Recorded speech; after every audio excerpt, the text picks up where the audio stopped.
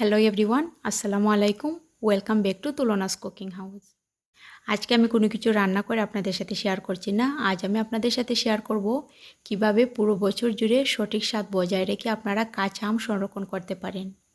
ইতিমধ্যে অনেকে হয়তো আচার দিয়ে দিয়েছেন, আর যারা আচার দেওয়ার পরও পুরো বছর জুড়ে কাঁচা আমের স্বাদ পেতে চান, তারা এই ভিডিওটি দেখে আপনারা পুরো বছর জুড়ে কাঁচা আম সংরক্ষণ করার জন্য আজ থেকেই প্রস্তুতি নিতে পারেন। তো এই আমগুলো খুবই সহজে এবং সিম্পলভাবে যদি আপনারা একদম পছন্দ মতো কেটে কুটে আপনারা ফ্রিজে রেখে দেন, তাহলে যখনই আপনার পছন্দ মতন আচার তৈরি করতে ইচ্ছে হয়, জাস্ট ফ্রিজ থেকে বের করে আপনারা চাইলে আচারগুলো তৈরি করে সংরক্ষণ করতে পারেন। তো ইতিমধ্যে আমার ভিডিওতে অনেকগুলো আচারের রেসিপি শেয়ার করা হয়ে গিয়েছে। আপনার যদি দেখতে ইচ্ছে হয় তাহলে আমি ডেসক্রিপশন বক্সের লিঙ্ক দিয়ে দেবো, আপনারা চেক করে নেবেন। আমটা সংরক্ষণ করার জন্য এখানে আমি প্রায় 5 কেজি পরিমাণে আম নিয়েছি। আমগুলো খুব ভালোভাবে পরিষ্কার করে ধুয়ে আমি উপরের পানিটা ভালোভাবে শুকিয়ে নিয়েছি। তো এবার হচ্ছে ভিডিওটি শর্ট করার জন্য এই আমগুলো কিভাবে আমি কাট করছি সেটা শেয়ার করছি না, জাস্ট আমি কেটে তারপরে আপনাদের মাঝে আবারও ফিরে আসছি।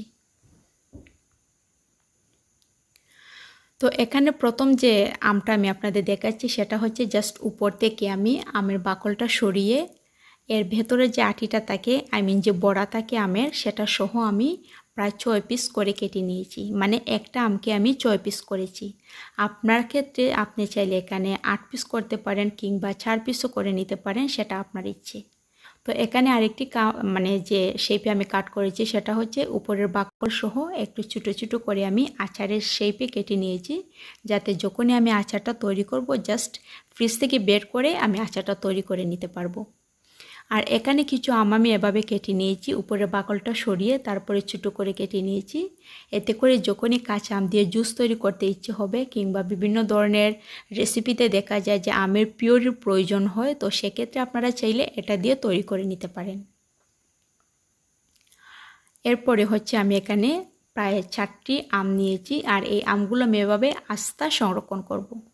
তো এই ছিল আমার 4টি সংরক্ষণ পদ্ধতি, আমি আপনাদের সাথে শেয়ার করব। এবং আমি এখানে বেশি কিছু আম আমি নিইনি, জাস্ট অল্প পরিমাণে আপনাদেরকে আইডিয়া দেওয়ার জন্য কিছু আম আমি নিয়েছি। আপনি চাইলে এর পরিমাণটা বাড়িয়ে কমিয়ে আপনার প্রয়োজন মতো নিতে পারেন।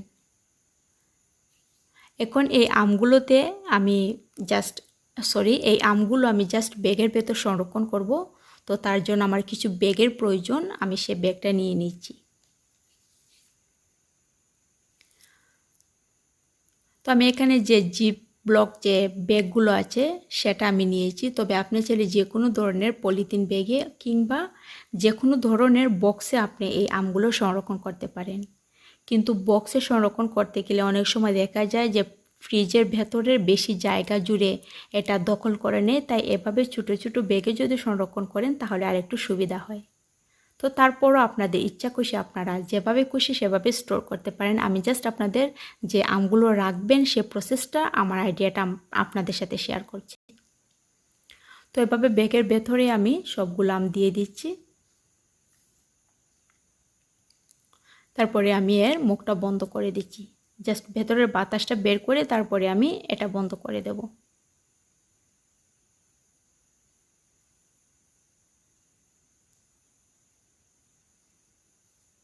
তো সেমভাবে আমি আরেকটি ব্যাগ নিচ্ছি, আর সেই ব্যাগের ভেতরে কিন্তু আমি আবারও আমগুলো সংরক্ষণ করছি। আর এই ব্যাগের ভেতরে আমি 2টি করে আম সংরক্ষণ করছি, কেননা অনেক সময় দেখা যায় খুব বেশি আমের প্রয়োজন হয় না। তো সেক্ষেত্রে জাস্ট 2টি আম বের করলেই কিন্তু হয়ে যাবে, ঝামেলা করার কোনো প্রয়োজন নেই। একসাথে অনেকগুলো সংরক্ষণ না করে এভাবে 2টি থেকে 3টি করে আম সংরক্ষণ করতে পারেন।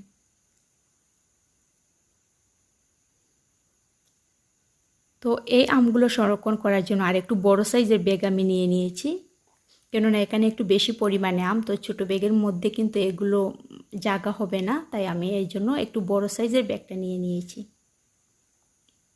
তো এবার আমি ব্যাগের ভেতরে এই আমগুলোও ঢুকিয়ে দিচ্ছি, আর তারপরে সেমভাবে আমি এটার মুখও বাতাসটা বের করে জাস্ট বন্ধ করে দেব।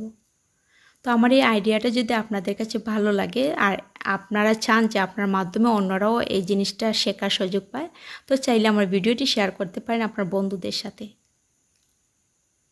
তো আমটা আমার এভাবে নেওয়া হয়ে গিয়েছে।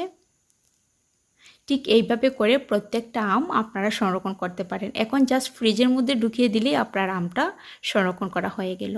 আর এইটা আমি আর আপনাদের ব্যাগের মধ্যে করে ঢুকিয়ে দেখাচ্ছি না, কেননা এই আমটা দিয়ে আমি এখন আচার তৈরি করব। এখানে যে আচারটা দেখতে পাচ্ছেন, তো সেমভাবে এই আচারটা আমি তৈরি করব ওই আমগুলো দিয়ে। তাই আমি আপনাদের সাথে শেয়ার করছি না যে এটা কিভাবে স্টোর করতে হয়। আমি প্রথম যে আমগুলো সংরক্ষণ করেছি ঠিক ওইভাবে কিন্তু এইটাও সংরক্ষণ করতে পারেন। তো এই ছিল আমার আজকের ভিডিও। আশা করছি আপনাদের কাছে আমার আইডিয়াটা ভালো লেগেছে। আর যদি ভালো লেগে থাকে তাহলে আবারও একটি ছোট্ট রিকোয়েস্ট, প্লিজ আমার চ্যানেলটিতে সাবস্ক্রাইব করে রাখবেন এবং আমার ভিডিওতে লাইক করে দিতে ভুলবেন না। এবং এই ভিডিও সম্বন্ধে যদি আপনার কোনো মন্তব্য থাকে তাহলে কমেন্ট বক্সে লিখে জানাবেন। সবাই অনেক ভালো থাকবেন। সবার সুস্বাস্থ্য কামনা করে প্রতিদিনের মতো আবারও বিদায় নিচ্ছি। আল্লাহ হাফেজ।